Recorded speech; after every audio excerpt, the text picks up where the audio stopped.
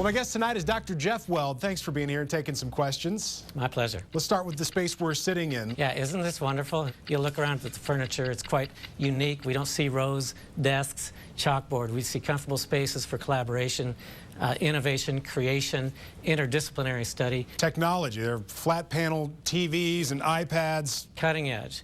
And today's kids need all these resources. They need a collaborative environment. They need a teacher who's a facilitator than a lecturer. But it doesn't come free, because this room and another room here at Hoover, two total, are worth $100,000. How do you decide who gets these rooms and who doesn't?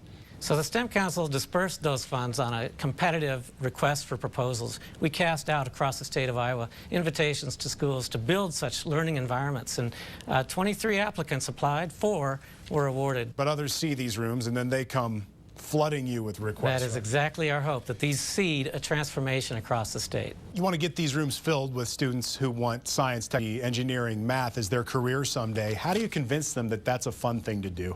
Have you figured this out? I have not convinced them. I've empowered them to convince themselves, and I think that's a lot of what STEM is about. Is instead of we sages on the stage telling them how important STEM is, and by God, they'd better learn this for this or that reason, we put them in learning environments that are driven by their own interests. Well, like what? Give me an example. What are kids into these days?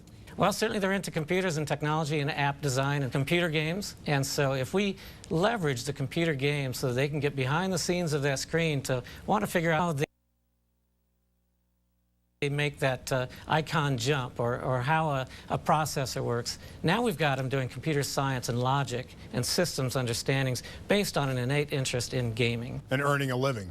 Oh, a fine living in that field. So, Dr. Weld, you've got $5.2 million a year that you're getting in funding from the state taxpayers. You go out, you get other sources of income to double that to around 10. What's your metric for measuring how successful you are in spending that money? We annually measure 18 different indicators about the doing. They range from students' test scores with the Iowa test, or the ACT tests, or their enrollments in advanced coursework, or their declaration of STEM majors at the collegiate level, or employment numbers in the STEM fields. And these manifest as 400-page reports annually that we pour through, and we recalibrate our track based on those indicators. Are more Iowa high school graduates going into STEM? Yeah, another great statistic I'm happy to share. Compared to benchmark states, similar states as Iowa, we're #1 in the growth of STEM majors from 2009 to now. 31 increase in the number of Iowa kids entering the universities and community colleges and declaring STEM majors. What did you want to be when you grew up? A newspaper reporter or TV reporter. Are you serious? No, I'm totally teasing. Come on.